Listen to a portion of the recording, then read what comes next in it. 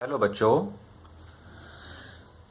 बेटा, जैसे मैंने कहा था आपको भी थोड़ा सा टॉपिक आपका पेंडिंग था चैप्टर 3 का, मीटर ब्रिज का।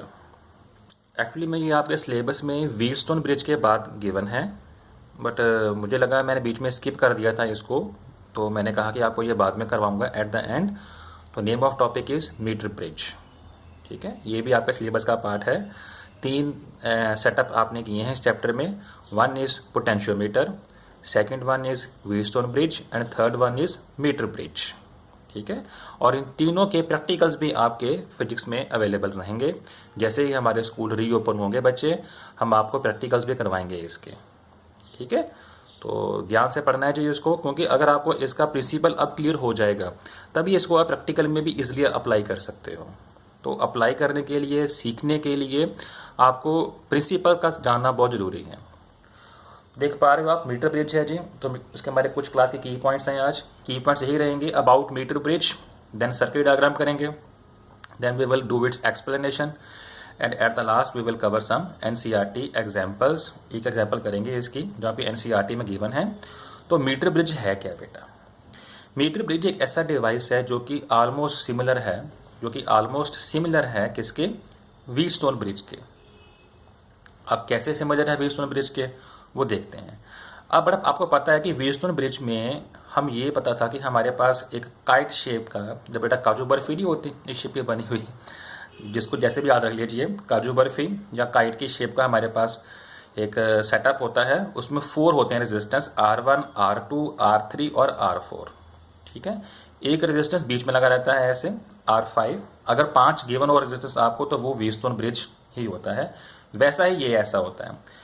ठीक है, और हमें ये पता है कि जब ये व्हीटस्टोन ब्रिज बैलेंस्ड होता है तो उस केस में हमें ये पता है कि R1/R2 is equal to R3/R4 होता है। ये सबको पता है बच्चों को कि ये पर ये इक्वल है, और इसका प्रिंसिपल ये है, the ratio of R1/R2 is equal to ratio of R3/R4। तो उस टाइम पर ये R5 किसी काम का नहीं होता, बिकॉज यहाँ पर करंट पास नहीं हो रहा होता। बिकॉज हमें पता है कि potential here is same at potential here. तो जब पोटेंशियल का डिफरेंस नहीं बन पाता तो करंट कहाँ पास करेगा ना। And this also we know this thing भी, इस रेशियो में जो 3 होते हैं रेजिस्टेंस वो नोन होते हैं, एंड 1 रेजिस्टेंस अननोन होता है ना। 1 value is unknown, its shape is like a kite in which 3 resistance R known and 1 resistance is unknown. सही है, बरोबर है, क्योंकि इसमें एक रेजिस्टेंस अननोन होता है और वही हमने निकालना होता है। मान लो ये R2 अननोन है, तो क्या होगा? R1 multiply R4 divide by R3। ठीक है, when R1/R2 is equal to R3/R4, then हम क्या करते हैं? We can leave R5। This is explained already to you. हम R5 क्यों लीव करते हैं? क्योंकि R5 में करंट पास नहीं करता। तो जब जंक्शन में यहाँ करंट आएगा तो कुछ करंट यहाँ, कुछ करंट यहाँ जाएगा। तो ये जब करंट यहाँ पहुंचेगा, कुछ करंट नीचे को मूव करेगा, कुछ करंट यहाँ से ऊपर मूव करेगा। तो current cannot be move in opposite directions.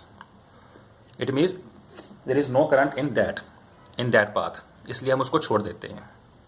ठीक है जी, तो पता लग गया आपको। जो मीटर ब्रिज है वो ऑलमोस्ट व्हीटस्टोन ब्रिज का जो प्रिंसिपल है उसी को यूज करता है। R1/R2 is equal to R3/R4, और उसी की तरह ही होता है, बट सेटअप इसका थोड़ा डिफरेंट होता है व्हीटस्टोन ब्रिज का। वो क्या होता है मैं बताऊंगा आपको, अच्छी तरीके से समझना है आपने।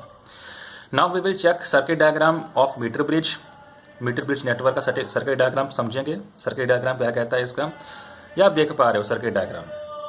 सर्किट डायग्राम में जी क्या है, हमारे पास होती है मेटल स्ट्रिप्स। ठीक है, ये हमारे पास मेटल स्ट्रिप है, ये मेटल स्ट्रिप है, और ये भी मेरे पास मेटल स्ट्रिप ही है। तो 3 मेटल स्ट्रिप यूज होती हैं। 1 वुडन बोर्ड इज देयर, और उस वुडन बोर्ड के ऊपर एक लेंथ, रेजिस्टिव वायर की लेंथ होती है AB, जो मैंने यहाँ पर बनाई हुई है। ये AB जो वायर होती है, this wire is of 1 metre length, यानी कि 100 सेंटीमीटर की ये लेंथ होती है।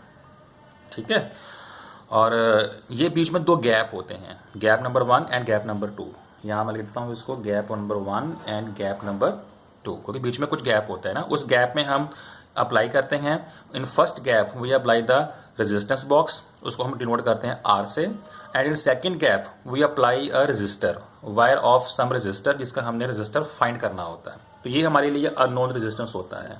ठीक है, जैसे मैंने बताया ना आपको ऊपर भी, यहाँ पर तीन नोन होते हैं और एक अननोन होता है, तो वैसे यहाँ पर ये अननोन रेजिस्टेंस है जो फाइंड करना है हमने, ये नोन होता है। रेजिस्टेंस बॉक्स मैंने बताया पहले भी आपको कि we have a some set of box होता है बच्चे, ऐसे मैं आपको बना के दिखाता हूँ इसकी शेप। यहाँ ना ऐसे ऐसे इसके ऊपर कुछ कीज लगी रहती हैं, और हम जिस की को बाहर निकाल देते हैं, जिस हम की को बाहर प्लग आउट कर देते हैं, उतना ही अमाउंट का जो करंट है वो सर्किट में रन करना शुरू कर देता है। ठीक है, मान लो मैंने यहाँ से 5 ओम का रेजिस्टेंस निकाला, तो 5 ओम के रेजिस्टेंस निकालने से जो करंट प्रोड्यूस होगा वही इस पूरे सर्किट में रन करना शुरू कर देगा, बाकी सबको छोड़ देगा वो। ठीक है बेटा, तो इस तरह से ये रेजिस्टेंस बॉक्स क्या करता है, करंट को कंट्रोल करता है, जो करंट को मेंटेन करने में काम आता है, तो इसको हम यहाँ पर बॉक्स में लगा देते हैं। ये होता है अननोन रेजिस्टेंस। ठीक है, और ये जो नीचे हमारे पास वायर है ये ए बी वायर है। अब आप कहोगे सर हाउ यू कैन से कि ये वी स्टोन को फॉलो करता है, वी स्टोन में तो 4 थे, यहाँ तो सिर्फ 2 ही लगाए आपने रेजिस्टेंस। तो सुनिए ध्यान से, ये R1 R2 वो 2 नॉन रेजिस्टेंस है जो हमने यहाँ पर लगा दिया। अगर R1 है तो यहाँ लगा दिया बॉक्स में, R2 था जो अननोन वो यहाँ लगा दिया एस में, दोनों गैप में कवर कर दिया। और ये जो 2 हमारे पास ना 2 रेजिस्टेंस यहाँ पर थे, उनको फैलाकर हमने इसी को ही रेजिस्टिव वायर के ऊपर प्लेस कर दिया है, क्योंकि ये 2 रेजिस्टेंस थे और दोनों को हमने फैलाकर ज्वाइन करके, because we know that resistance होता है लेंथ के प्रोपोर्शनल, मतलब लेंथ जो बनेगी उसके अकॉर्डिंग उसका रेजिस्टेंस बन जाएगा। क्लियर है जी? तो पता लग गया आपको, जो 4 रेजिस्टेंस थे R1 R2 R3 R4 वो यहीं पर ही सर्किट डायग्राम में यूज हुए हैं। ठीक है, फिर हम इस पूरे सेटअप को ज्वाइन कर देंगे, एक बैटरी जिसकी V वोल्टेज होगी और साथ में की लगा देंगे। की क्या होता है कि की हम इसलिए यूज करते हैं क्योंकि की को जब हम एक रीडिंग लेकर उसको ऑफ कर सकते हैं, क्योंकि उसमें अनएक्सपेक्टेड और अनविलिंग जो हीट होती है वो प्रोड्यूस नहीं होती, क्योंकि जब सर्किट डायग्राम में की ऑफ होती है तो करंट पास नहीं होगा, तो ये जो वायर है ये अनइवन हीटिंग नहीं देगा आपको। सारा बड़ा क्लियर आपको सेटअप कैसे बनाया मैंने। तो ये सर्किट डायग्राम है इसको आप ड्रॉ करोगे और ड्रॉ करके इसको समझोगे। यहाँ सेंटर में बेटा मैंने क्या किया होता है, एक गैल्वो अटैच किया हुआ है और गैल्वो के साथ मैंने एक जॉकी की को अटैच किया हुआ है to slide over the wire to note down the reading. ठीक है, यहाँ पर हमें गैल्वो गिवन है, गैल्वो देता है हमें डिफ्लेक्शन, सबको पता है।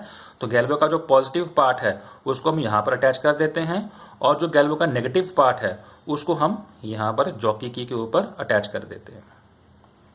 क्लियर है जी? हाँ बेटा, अब आगे देखिए।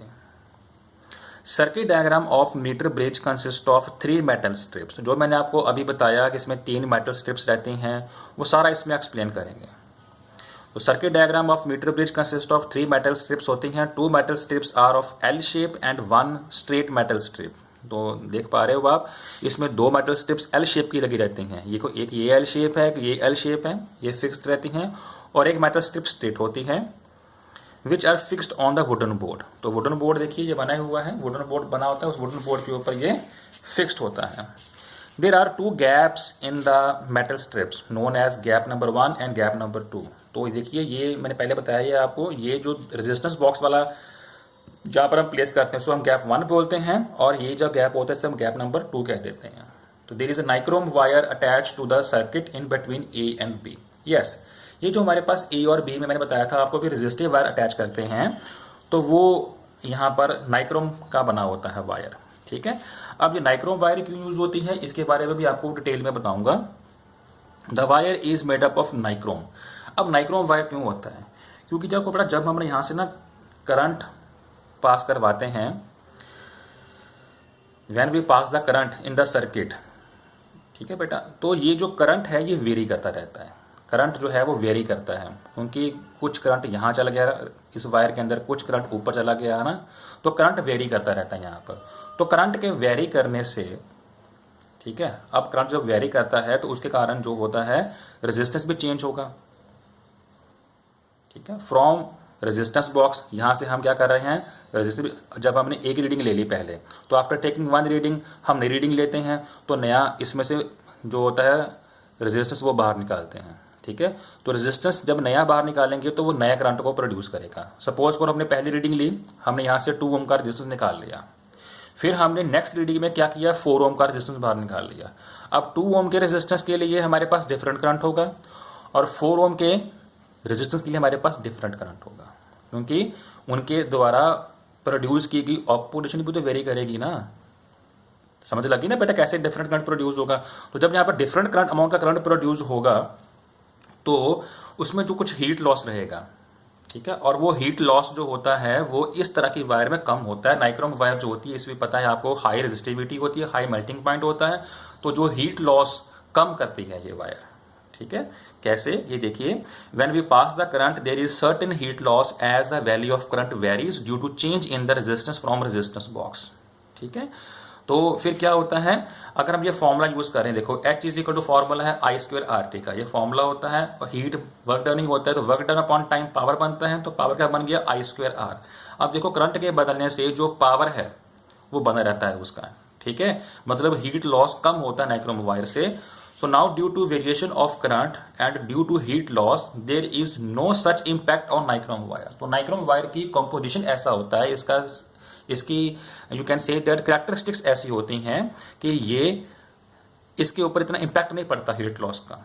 और अगर हम कोई और वायर यूज करते हैं, मेटल वायर यूज करते हैं, कोई कॉपर वायर यूज करते हैं, सिल्वर वायर यूज करते हैं, तो उनके ऊपर हीट लॉस से होने वाला जो इम्पैक्ट है वो ज्यादा होता है और रीडिंग वेरी करती रहती है। ठीक है, ये बात आपको पता होनी चाहिए कि मीटर ब्रिज में जो हम वायर यूज करते हैं, रेजिस्टिव वायर यूज करते हैं, वो किसका बना होता है, नाइक्रोम का बना होता है। याद रहेगा, पोटेंशियोमीटर में वायर बना था कॉन्स्टेंटन और मैंगानीन का, यहाँ वायर बना हुआ है नाइक्रोम का। तो दोनों ही बातें आपने याद रखनी है, कभी भूलनी नहीं है इसको। ठीक है जी, अब हम करेंगे जो नेक्स्ट टॉपिक है वो नेक्स्ट वीडियो में करेंगे। Till then you can wait